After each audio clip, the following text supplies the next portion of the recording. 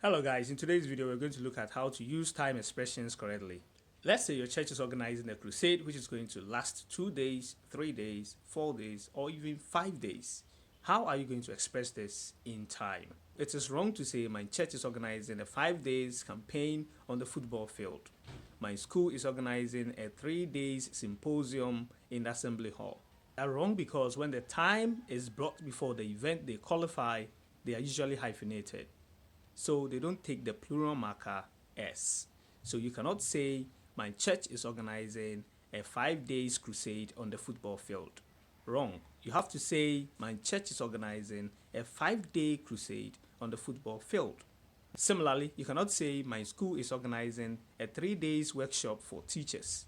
You have to say my school is organizing a 3-day workshop for teachers.